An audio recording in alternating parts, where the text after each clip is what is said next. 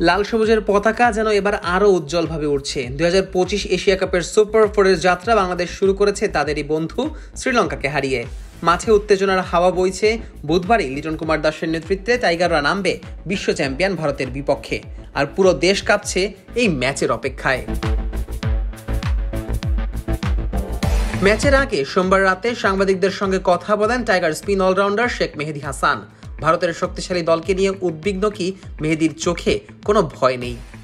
প্রতিপক্ষ ভারত নাকি অস্ট্রেলিয়া তা নিয়ে চিন্তিত নই, মাঠের ক্রিকেটে বেস্ট দেওয়াটাই লক্ষ্য। মাঠের ভেতরে মোস্তাফিজুর রহমান এক ঝাঁক আতঙ্কের নাম। টি-20তে 149 উইকেট শিকারী এই কাটার মাস্টার আর মাত্র একটি উইকেট পেলেই তিনি সাকিব আল হাসানের দেশের হয়ে সর্বোচ্চ টি-20 উইকেট শিকারের রেকর্ড ছাড়িয়ে যাবেন। মেহেদী হাসান বলেন, মাঠের বাইরের মুস্তাফিজ আর ভেতরের মুস্তাফিজ ডিফারেন্ট মুস্তাফিজ। মুস্তাফিজুর যখন মাঠের ভেতরে ঢোকেন তখন একেবারেই তিনি ভিন্ন। তিনি আরও যোগ করেন, মাশাআল্লাহ কারণ নজর যেন না লাগে। শুধু সাকিব নয়, মেহেদী মনে করেন মুস্তাফিজ বিশ্বের অনেক বোলারকেও ছাড়িয়ে যেতে পারেন। মুস্তাফিজের যে এক্সপিরিয়েন্স তা তো আপনারা দেখেছেনই। শুধুমাত্র সাকিব ভাই কেন, ওয়ার্ল্ডের আরও অনেক বোলারকে ছাড়িয়ে যাবে সে টি-20 ফরম্যাটে। ভারত বাংলাদেশের ম্যাচ নিয়ে সামাজিক যোগাযোগ মাধ্যমে উত্তাপ বাড়লেও মেহেদী নিজেকে ধরে রাখছেন। ব্যাক অফ দ্য মাইন্ডে এটা নিয়ে চিন্তা করছি না, এটা তো আপনারা ক্রিয়েট করছেন। আমরা ইন্টারন্যাশনাল ম্যাচ যেভাবে খেলি সেভাবেই চিন্তা করছি।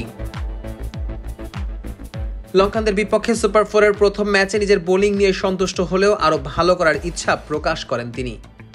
দেখুন, ভালো করার তো কোনো শেষ থাকে না। আসলে মনে হলো আরও যদি বেটার করতে পারতাম আরও ভালো লাগতো।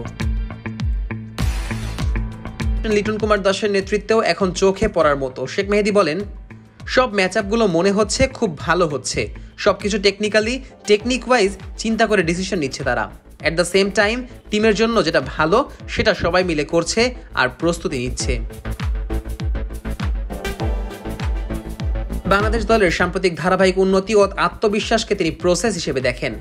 দেখুন, এগুলো হচ্ছে একটা প্রসেসের মধ্য দিয়ে আসে। এটা যদি আমরা আরো লম্বা সময় ক্যারি করতে পারি তা আমাদের ক্যারিয়ারের জন্য, দলের জন্য ভালো। সবসময় তো আর সব একরকম থাকে না, কিছু চেঞ্জ হয়। সেটাই হয়তো শুরু হচ্ছে। দেখা যাক সামনে আরো কি হয়। এশিয়া কাপে রান চেস করেই বেশিরভাগ দল সফলতার মুখ দেখেছে। তবে মেহেদী মনে করেন রান চেস করা আসলে কঠিন কাজ। রান চেসের কঠিন দায়িত্বের কথাও তিনি জানিয়েছেন। দেখুন, রান চেস করা সবচেয়ে কঠিন। ব্যাট রান চেস করতে গেলে দেখা যাচ্ছে ব্যাটারদের ক্যালকুলেশন অনেক ভালো থাকে, অনেক চিন্তা করে তারা ডিসিশন নেয়। এদিক থেকে বলবো ব্যাটাররা অনেক দায়িত্বশীল হয় রান চেসের সময়। বছরখানেক ধরেই বাংলাদেশের জার্সিতে নিয়মিত পারফরমেন্স করে যাচ্ছেন মেহেদী। তবে সেই তুলনায় হাইপ খানিকটা কমই পান অন্যদের তুলনায়। হাইপ বা বাহ্যিক প্রশংসা নিয়ে ভাবেন না মেহেদী। এই প্রসঙ্গে তিনি বলেন, দেখুন, কে হাইপ দিল, কে রেট করলো এসব নিয়ে ভাবি না। সবসময় পারফর্ম করার চেষ্টা করি, বাকিটা আল্লাহর ইচ্ছা। দিন শেষে স্পষ্ট বাংলাদেশের মনে আত্মবিশ্বাসে ভরা। ভারতকে হারানোর স্বপ্ন এখন শুধু কথার নয়, মাঠের পারফরমেন্সের মাধ্যমে বাস্তব হওয়ার অপেক্ষায়।